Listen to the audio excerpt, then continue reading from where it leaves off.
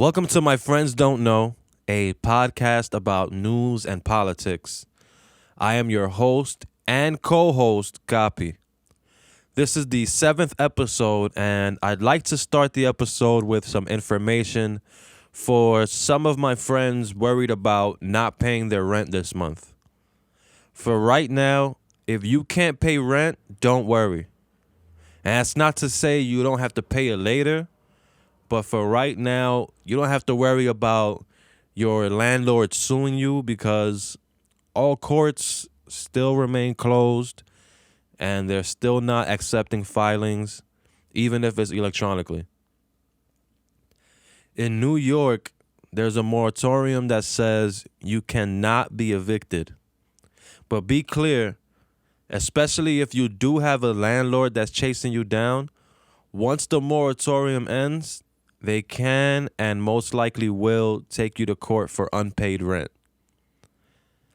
If by chance your landlord does get bold and threatens to kick you out, just know that only a judge can evict you, not a landlord. And the landlord might try to finesse you and give you papers or documents saying you got 14 days to leave. If it's not court ordered, if those documents aren't court papers, then the landlord is just trying to scare you or threaten you. That sounds more appropriate. Also, if you rent a room, same rights. Only a judge can evict you, even if you only rent a room. Now, given what I just said, if, God forbid, you end up in a similar situation where a landlord's trying to evict you or kick you out, don't call the cops. I just read that cops are more likely to help the landlord kick you out regardless of what the law says. But if you want more information on that, if you're going through a situation like that, call the New York Housing Court. I'll give y'all the number. Call the New York Housing Court at 212-962-4795. It's tough out there for everyone. Mostly everyone. I feel like this is a told you so moment. See, when Congress passed the relief bill that gave us those stimulus checks, those of us that got it already, that bill also included money for small businesses and mom and pop shops.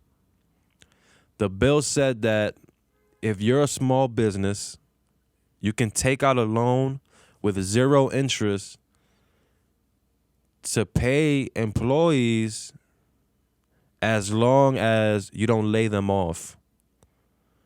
It's called the Paycheck Protection Program. And on paper, yeah, sounds like a great idea. The reality is that almost as soon as that was launched, the program ran out of money. Why?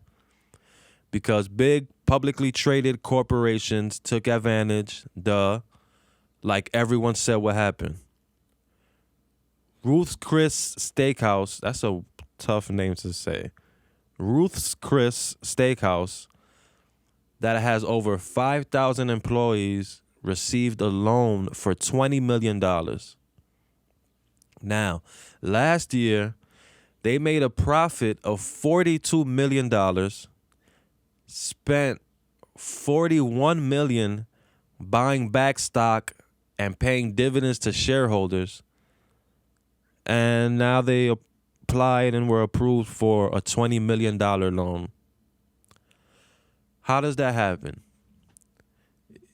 If y'all remember, if y'all heard a couple episodes back, I spoke about lobbyists and how they're hired by big business to influence and help, or sometimes flat out write our laws. Well, lobbyists requested that special rules be written into that relief bill that would qualify mid to large size hotel and restaurant groups, investment groups.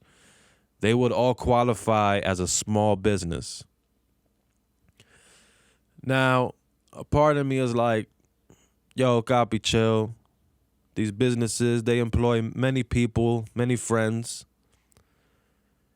They need more money compared to what a regular small business that has 4 employees would need, right?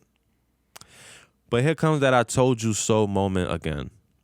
Right now, lobbyists are pressing Congress to loosen up the rules on how they can spend that loan money. They asked that the Paycheck Protection Program money not be used for paychecks. They don't want to use it on wages for their employees. They want to use it for other expenses like mortgage principal or franchise fees that get paid to the larger parent corporation that owns them, like McDonald's Corporation or Marriott International Inc. And they also want to wait longer times before they have to hire back the employees that were laid off. And they're pressing Congress about this right as Congress is negotiating a second small business relief bill. Maybe this one will go to actual small businesses that need it, but if lobbyists are involved, I just don't see that being reality. And I hope and pray that I'm wrong. But given what's happened these last couple weeks, I don't see it as being reality. You know, the first episode of this podcast that came out, it came out 2 days before Cuomo shut the city down. And from that very first episode, I think I've been crying for y'all to stay home.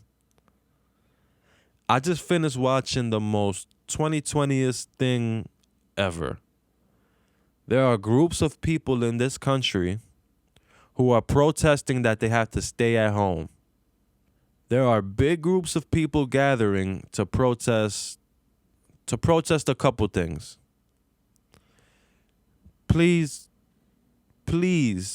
help me make sense of this. They're protesting that they have to stay at home in quarantine, and they're protesting that they support Trump. Like, please help me make sense of this. The governors are enforcing the guidelines that Trump gave the country to follow. People are protesting those guidelines while also protesting that they support Trump because Trump wants the country to open. Or they want to reopen the country. And they also want him to get reelected. And they're protesting that they support the Second Amendment. And people are carrying machine guns, saying that they're out there to protect the protesters. I have absolutely no idea what they would need protection from, but these are people who support a president that thought you could shoot a hurricane. So my mom told me not to talk bad about people, but she also told me don't stay out late. Keep playing. I saw people handing out flyers barehanded, giving out candy to kids barehanded, people calling this a hoax still. I love you, Mom. The Attorney General Bill Barr reminds me of a summer when some of the fam went to DR. And while we were out there, my uncle and I would drive in a van. Well, he would drive. I don't have my license. I actually drove out there. Would drive in a van like 3, 4, 5 in the morning, blasting bolero music, waking everybody up. My aunt got tight and started yelling at me, saying I was just following my uncle como una chihuahua enferma, like a sick puppy. Attorney General Bill Barr parece una chihuahua enferma. AG Barr said that he plans to sue states that don't reopen when Trump wants them to. Here's the thing that some people who are putting economy over safety can't seem to grasp. There's no point in opening up a salon or a gym if people can't go. If I tell you, let's say you own a barber shop, and I tell you, yo, it's okay for you to open up your shop, take clients, as long as you practice social distancing. How does that work? If not even the damn hospitals have all the testing kits they need, you think a barber shop is gonna have a rapid testing kit and be able to test everybody that comes in to get a cut, sanitize everything in between clients, and keep testing themselves throughout the day? Like, it's not practical. It sounds like a waste of money and a bigger threat to us getting the spread under control.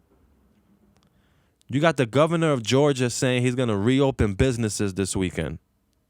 The same governor who, what was it, last week, the week before, said that he just found out that people that don't show symptoms can get and transmit COVID.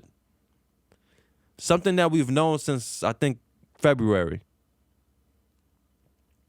The governor of Florida opening up the beaches, saying that sports and wrestling are essential services. The yeshivas in New York have underground schools, like full-blown classroom settings. They hold funeral services where not a single soul is social distancing. I understand now, Ma. I get it. The frustrations and all that. Because every single week, I feel like getting up here and cussing some of y'all out. Entonces, y'all don't know what stay at home means? Y'all can't wait a month or 2 months to chill? To all my friends that don't know, I hope this helped keep y'all informed. To my friends that do know, check me, man. Maybe I misspoke. I am your host and co-host, Kapi. Thank you for tuning in. I'll see y'all next week.